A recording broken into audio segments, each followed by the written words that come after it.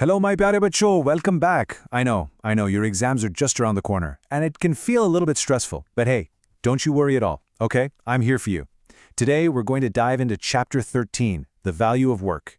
And I promise you, by the end of this, you'll see it's actually one of the simplest chapters there is. Ready? So, in just the next few minutes, we're going to quickly go over all the main points, the important definitions, and yeah, even some key exam questions. By the end of this explainer, you'll be able to tackle any question from this chapter with total confidence. So, Cello, let's get started. You know, the best way to get this chapter is to just look around you. And that's exactly what Anu and Kabir from your textbook did. They just looked around and saw so many people doing so many different things. By watching them, they figured out the big ideas of this chapter. So let's kind of follow their story, shall we? First up, they spot Geeta Auntie. Wow, she's a pilot in the Indian Air Force, looking so smart in her uniform. Now, she serves our country, and for this really important job, she gets a salary. Keep that word in mind, salary. Then we have Kabir's granddad. Now, he used to be in the Border Security Force, another very important paid job. But now, he's retired, and he spends his time teaching the neighborhood kids completely for free. Why? Well, simply because he loves to do it. Let's move on to Anu's parents. And their work is something you probably see all the time. They have a business, a shop where they sell school uniforms. They work there together every single day to run the shop and earn a living for their family. And this one is a really great example. Meet Rohan Bhaiya. He has a paid job, he's a software engineer. But then, on the weekends, what does he do? He does something totally different. He volunteers his time teaching computer skills for free. Notice that? He's doing two very different kinds of things. So let's see. A pilot, a retired grandfather, shopkeepers, a software engineer. Everyone is working, right? But as we just saw, the reasons they do it and what they get in return, it seems a little different. And this brings us to the biggest, most important question of this whole chapter. Is all work really the same thing? And the answer is, nope, not at all. And the best part is we can sort all of these different activities into just two very simple categories. Once you understand this one difference, believe me, the whole chapter becomes crystal clear. And here it is. It is this simple, bachcho. On one side, we have economic activities. Just think of it as work done for paisa, for money. On the other side, we have non-economic activities. This is work done from the heart, out of love or care or just respect. That's it. That's the secret code to understanding this entire chapter. Okay, so let's get the official definition down for your exams. An economic activity is, well, it's any work you do in exchange for money or something that has money's worth. Simple, right? Geeta Auntie the pilot? Yep. Anu's parents in their shop? Absolutely. They are all doing economic activities.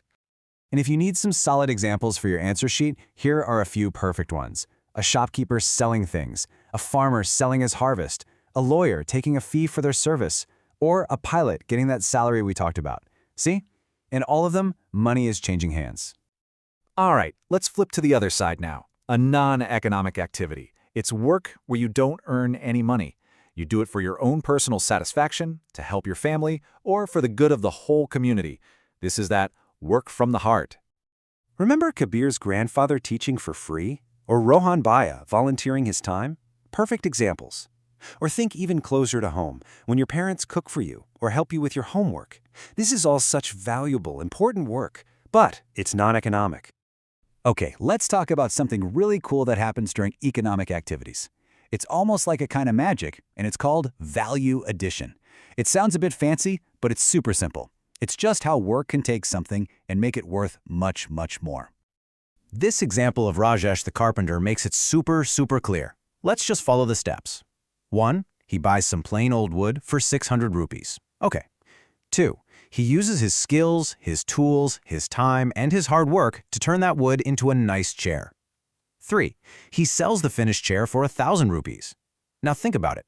The wood was worth 600, but the chair is worth 1,000. That extra 400 rupees, where did that come from? That, my dear students, is the value that Rajesh added with his work. See, it's like magic. So, we know economic work adds money value. But what about non-economic work? Does that have value? Of course it does, absolutely. Its value just isn't measured in rupees. It's measured in the strength and happiness it brings to our whole society. Let's explore this power. You know, in India, We have such a beautiful word for this idea. It's Seva. Seva just means selfless service. It's the act of helping others without expecting anything back at all. It's a really core part of our culture, and it's a powerful, powerful non-economic activity. And you see Seva everywhere. In the langars at gurudwaras that feed everyone and anyone for free. In people coming together for the Swachh Bharat Abhiyan to clean up our own streets. Or during Van Mahotsav, when whole communities get together to plant trees.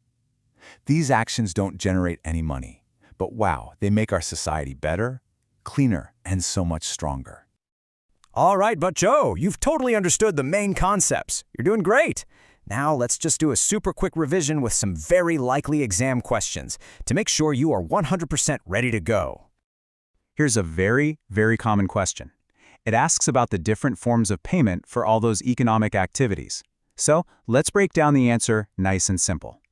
So for your answer, just remember these 4 main types. First, a salary. That's a fixed payment you get every month, just like Gita Auntie. Then there's a wage. That's often paid daily or even hourly, like for a construction worker.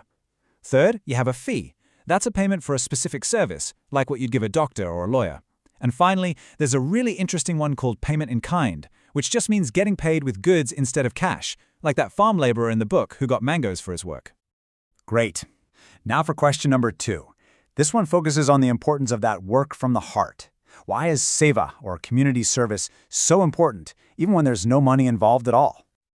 The answer is simple, but it's so powerful. This kind of work helps our entire society by taking care of people and our environment. It also makes us feel good. It gives us personal satisfaction.